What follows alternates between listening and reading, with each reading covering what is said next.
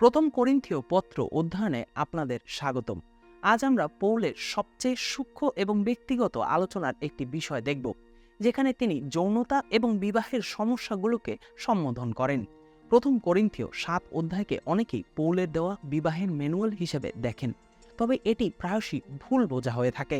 আসুন অধ্যয়ন করি যে পৌল আমাদেরকে এই অন্তরঙ্গ বিষয়গুলো সম্পর্কে কি জানাতে চান।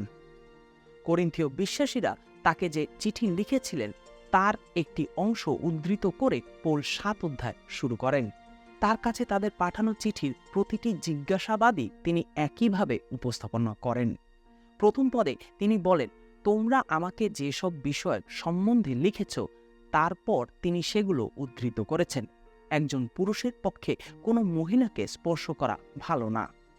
এটি অধ্যায়ের বাকি অংশের জন্য প্রেক্ষাপট স্থাপন করে, কারণ পৌল এই বিবৃতিটির এবং এর পিছনকার প্রভাবিত বিভ্রান্ত দর্শনের প্রতি প্রতিক্রিয়া জানাচ্ছেন। পৌলের প্রতিক্রিয়া আমাদেরকে দেখায় যে করিন্থীয় মণ্ডলীতে দুই ধরনের লোক রয়েছে। তাদের মধ্যে কেউ কেউ পৈত্তলিক যৌন চর্চার কিছু অংশ ধরে রাখতে চায়, যার জন্য করিন্থীয় শহর বিখ্যাত ছিল। পৌল ইতিমধ্যেই এই ধরনের অনৈতিকতা উল্লেখ করেছেন। তিনি প্রথম করিন্থীয় 6 অধ্যায় 18 পদে এই লোকদের প্রতি তার প্রতিক্রিয়া সংক্ষেপ করে এই বলেছেন, যৌন অনৈতিকতা থেকে পালিয়ে যাও। কিন্তু মণ্ডলীর অন্যরা তাদের প্রাক্তন জীবনের প্রতিটি অংশকে পিছনে ফেলে দিতে অত্যধিক আগ্রহী। এই দলের বিশ্বাসীরা অন্যদিকে অনেক দূরে চলে যায় এবং এই দাবি করে যে শুধুমাত্র যৌন অনৈতিকতাই ভুল নয়, কিন্তু যৌনতা নিজেই খারাপ এবং সম্পূর্ণরূপে ত্যাগ করা উচিত। পৌল শিক্ষা দেয় যে উভয় ধারণাই চরম পর্যায়ে। এখানে মূল বিষয় হলো যৌন ঘনিষ্ঠতা বিবাহের নির্দিষ্ট প্রেক্ষাপটের মধ্যে ভালো, এবং সেই প্রেক্ষাপটের বাইরে যে কোনো যৌন কার্যকলাপ অনৈতিকতা বলে বিবেচিত হবে। শেষ পর্যন্ত এই বিশ্বাসীরা ঈশ্বরের সৃষ্টির যা বিবাহ এবং যৌনতা অন্তর্ভুক্ত করে তার উত্তমতাকে ভুল বুঝেছে। পৌল বিবাহকে প্রথম করিন্থীয় 7 অধ্যায় 7 পদে ঈশ্বরের কাছ থেকে উপহার হিসেবে অভিহিত করেছেন। আমাদের ধার্মিক জীবনযাপনের আকাঙ্ক্ষায় পৌল বলেছেন, ঈশ্বর যাকে মন্দ বলে তাকে ভালো বলবেন না, এবং ঈশ্বর যাকে ভালো বলছেন তাকে মন্দ বলবেন না। লঞ্চিং প্যাড হিসেবে তাদের বিবৃতি ব্যবহার করে তিনি প্রথম করিন্থীয় 7 অধ্যায় 2 পদ বলে একই সাথে উভয়ের নিন্দা করেছেন। কিন্তু চারদিকে অনেক ব্যভিচার হচ্ছে, সেই জন্য প্রত্যেক পুরুষের নিজের স্ত্রী থাকুক আর প্রত্যেক স্ত্রীর নিজের স্বামী থাকুক। সুতরাং এটি ভালো যে একজন পুরুষ এমন কোনো মহিলাকে স্পর্শ করবেন না যে তার স্ত্রী নয়, তবে বিবাহ মানসম্মত। শাস্ত্র অনুসারে বিবাহ হলো এক আঙ্গ হওয়া। আদিপুস্তক 2 অধ্যায় 24 পদে যেমন লেখা আছে, তারা দুইজনই এক দেহ হবে। এই মিলন হলো বিবাহের ভিত্তি এবং প্রকৃতির দ্বারা একে অপরের প্রতি নির্দিষ্ট কর্তব্য বা দায়িত্ব পালনের অন্তর্ভুক্ত হওয়া। করিন্থে কেউ কেউ বিবাহের মধ্যে সতীত্ব প্রচার করছে এবং এর মধ্য দিয়ে বিবাহের কর্তব্যের সাথে বিশ্বাসঘাতকতা করছে। তাই তাদেরকে একটু বুদ্ধি দিতে 5 পদে পৌলকে বলতে হলো, একে অন্যের সঙ্গে দেহে মিলিত হতে অস্বীকার করো না, তবে কেবল প্রার্থনা করতে সুযোগ পাবার জন্য একমত হয়ে কিছুকাল আলাদা থাকতে পারো, তারপরে আবার একসঙ্গে মিলিত হয়েও, যেন নিজেদের দমনের অভাবে শয়তান তোমাদের পাপের দিকে টানতে না পারে। এই পদে পৌল এই এক দেহে মিলনের একটি গুরুত্বপূর্ণ দিক তুলে ধরেছেন। এটি প্রলোভনের বিরুদ্ধে একটি প্রহরী। পৌল 9 পদে যোগ করেছেন, কিন্তু যদি তারা নিজেদের দমন করতে না পারে তবে বিয়ে করুক, কারণ দেহের কামনায় জ্বলে পড়ে মরবার চেয়ে বরং বিয়ে করা অনেক ভালো।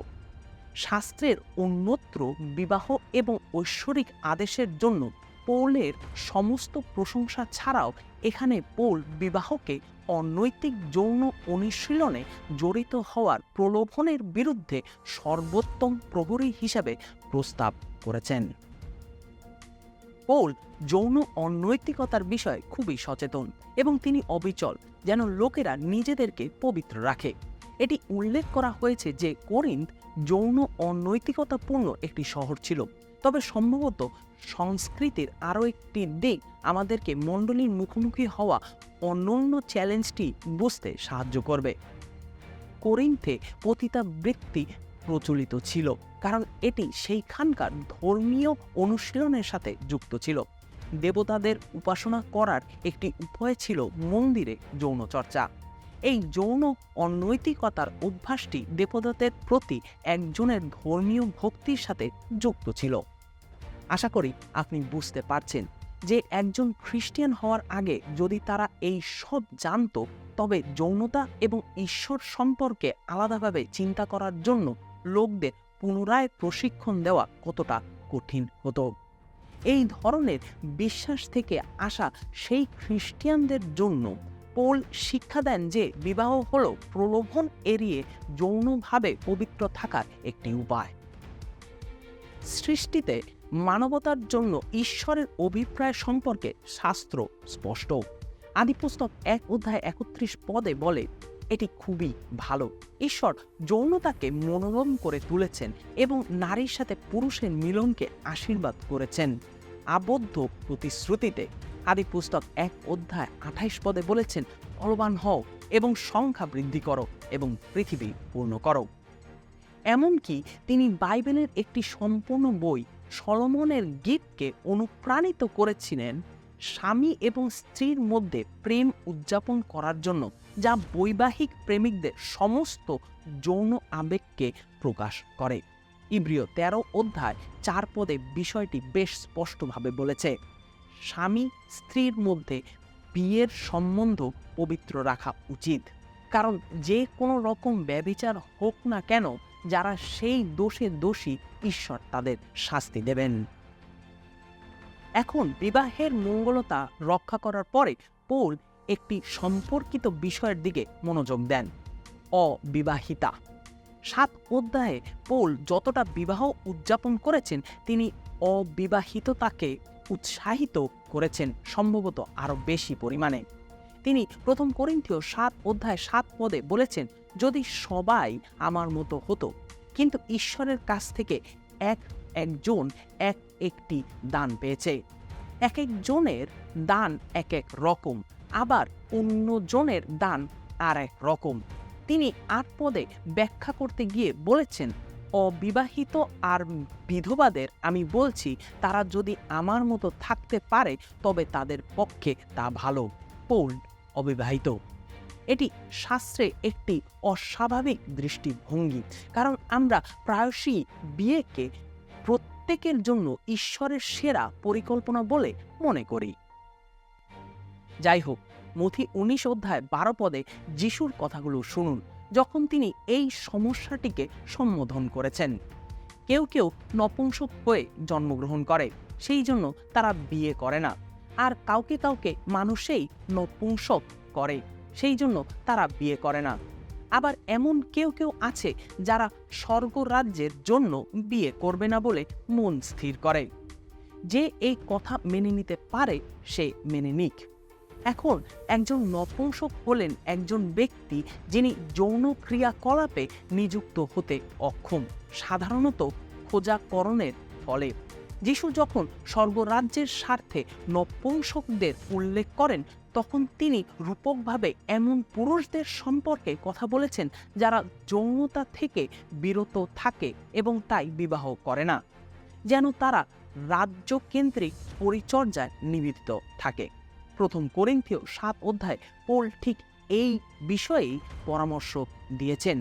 যদি তাদের যৌন বিষয়ে অসাধারণ আত্মনিয়ন্ত্রণের বিশেষ উপহার থাকে।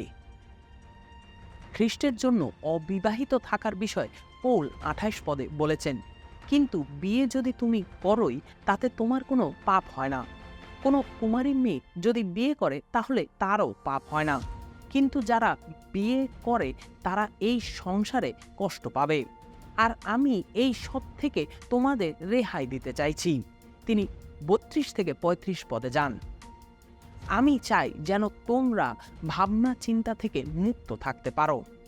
অবিবাহিত লোক প্রভুর বিষয়ে ভাবে, সে চিন্তা করে কিভাবে সে প্রভুকে সন্তুষ্ট করবে। বিবাহিত লোক সংসারের বিষয়ে ভাবে, সে চিন্তা করে কিভাবে সে স্ত্রীকে সন্তুষ্ট করবে। এইভাবে দুই দিকেই তাকে টানতে থাকে। যে মেয়ের স্বামী নেই সে এবং কুমারী মেয়ে প্রভুর বিষয়ে চিন্তা করে, যাতে সে দেহে আর অন্তরে প্রভুর হতে পারে। কিন্তু বিবাহিত স্ত্রীলোক সংসারের বিষয়ে ভাবে, সে চিন্তা করে কেমন করে সে স্বামীকে সন্তুষ্ট করবে। এই কথা আমি তোমাদের মঙ্গলের জন্যই বলছি, আমি তোমাদের ধরা বাঁধার মধ্যে রাখবার জন্য তা বলছি না, বরং যা করা উচিত ও ভালো তা করার জন্য তোমাদের উৎসাহ দিচ্ছি, যেন তোমরা সম্পূর্ণ মনোযোগ দিয়ে প্রভুর সেবা করতে পারো। যদিও বিবাহের অনেক বড় সুবিধা রয়েছে এবং এটি ঈশ্বরের দ্বারা মানুষের জন্য একটি উপহার হিসেবে প্রতিষ্ঠিত হয়েছিল, অবিবাহিত থাকার সুবিধা রয়েছে যারা যন্ত্রণা ছাড়াই পবিত্র থাকতে সক্ষম। এখানে পৌলের অনুপ্রেরণা এই নয় যে অবিবাহিতরা বিবাহিতদের চেয়ে ভালো, তবে প্রতিটি ব্যক্তির উচিত যা ইচ্ছা তা করা, প্রভুর প্রতি অবিচলিত ভক্তি সুরক্ষিত করে, যেমন পৌল এটি রেখেছেন। আপনি কি আবেগে জ্বলছেন? পৌল বলছেন আপনার বিয়ে করা উচিত। আপনার কি উচ্চতর আত্মনিয়ন্ত্রণ এবং প্রভুর কাছে নিজেকে নিবেদিত করার ইচ্ছা আছে?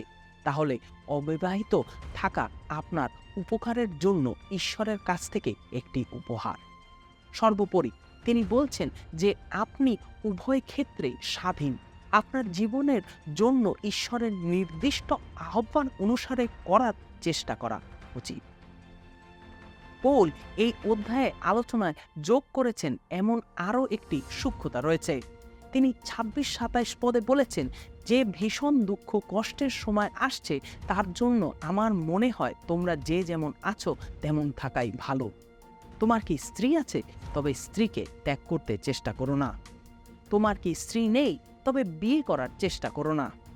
তারপর তিনি 29-31 পদে ব্যাখ্যা করতে গিয়ে বলেছেন, ভাইয়েরা, যে কথা আমি তোমাদের বলতে চাইছি তা এই, সময় খুবই কম, সেই জন্য এখন থেকে এমনভাবে চলবার দরকার যে যাদের স্ত্রী আছে তাদের যেন স্ত্রী নেই, যারা দুঃখ করছে তারা যেন দুঃখ করছে না, যারা আনন্দ করছে তারা যেন আনন্দ করছে না, যারা কেনাকাটা করছে তাদের যেন সেই সব জিনিসের উপরে অধিকার নেই, যারা জগতের বিষয়ে জড়িত তারা যেন সম্পূর্ণভাবে জড়িত নয়, কারণ জগতের রূপ বদলে যাচ্ছে। এখানে পৌল যৌনতা, বিবাহ এবং অবিবাহিততার প্রশ্নটিকে বৃহত্তর প্রেক্ষাপটের মধ্যে রেখেছেন, যাকে তিনি বলেছেন বর্তমানের ভীষণ দুঃখ কষ্টের সময়। এই ভীষণ দুঃখ কষ্টের দ্বারা তিনি কি বোঝাতে চেয়েছেন তা আমরা যখন বুঝতে চাইছি, তখন আমরা দেখতে পাচ্ছি যে তার মনের মধ্যে একটি নিকট দৃষ্টি এবং দূরদৃষ্টি রয়েছে। নিকট দৃষ্টিতে এই বর্তমান দুর্দশা সমগ্র রোমান বিশ্বজুড়ে খ্রিস্টান সম্প্রদায়ের উপরে যে মহান নিপীড়ন এসেছে তা বোঝায়। এই তাড়না প্রাথমিক মণ্ডলীর সদস্যদের মৃত্যু এবং শেষ পর্যন্ত পৌল এবং বেশিরভাগ প্রেরিতদের জীবন গ্রাস করেছিল। এই তাড়নায় পৌলের প্রচারের অনেকটা গুরুত্ব দেয়, এটি জেনে যে তার মিশন পূরণের জন্য তার কাছে বেশি সময় নেই। তিনি আরও জানতেন যে যারা তার চিঠি পড়েন তাদের অনেকের ক্ষেত্রেই একই কথা সত্য। এই কারণে তিনি বলেছেন সময় সংক্ষিপ্ত করা হয়েছে। আজকের বিশ্বের অনেক স্থানেই এই ধরনের নিপীড়নের সম্মুখীন হচ্ছে। যারা এই ধরনের পরিস্থিতিতে বাস করে তাদের জন্য সুনির্দিষ্টভাবে নয়, কিন্তু বিশেষভাবে পৌলের উপদেশ লেখা হয়েছে। এমন পরিস্থিতিতে যেখানে চরম প্রতিকূলতা দেখা দেয়, জীবনে যথেষ্ট জটিলতা রয়েছে এবং প্রভুর প্রতি নিবেদিত হওয়া যথেষ্ট কঠিন। পৌল বলেছেন এটা আপনার উপকারের জন্য যেন আপনি যেমন আছেন তেমনি থাকেন। বিবাহিত বা অবিবাহিতই হোক না কেন। তিনি 20 পদে শেষ করেছেন, গুরুত্বপূর্ণ হচ্ছে ঈশ্বরের আদেশ পালন করা। এই পুরো আলোচনা জুড়ে তিনি এই উদ্দেশ্যটাই মাথায় রেখেছেন।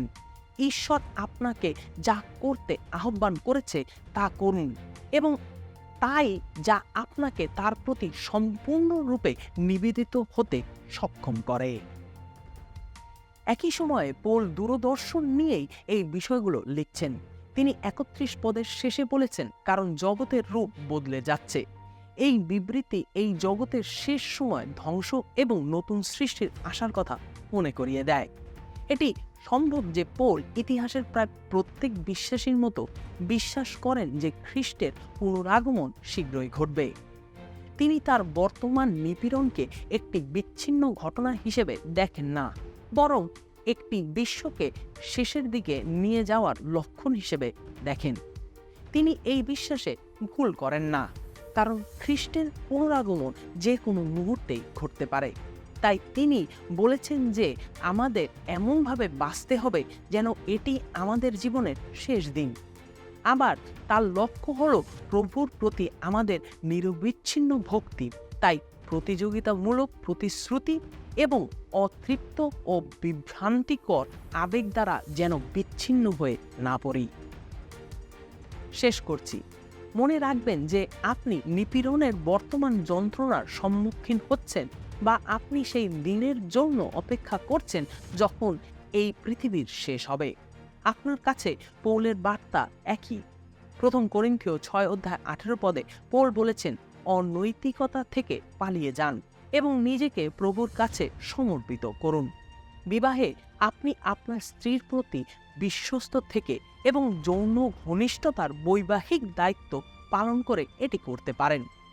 অবিবাহিত অবস্থায় আপনি সমস্ত বিভ্রান্তি দূর করে এবং ঈশ্বরের প্রতি সম্পূর্ণরূপে নিবেদিত হয়ে এটি করতে পারেন। উভয়ই আপনার উপকারের জন্য ঈশ্বরের কাছ থেকে উপহার, যাতে আপনি আপনার শরীরে ঈশ্বরের গৌরব করতে পারেন।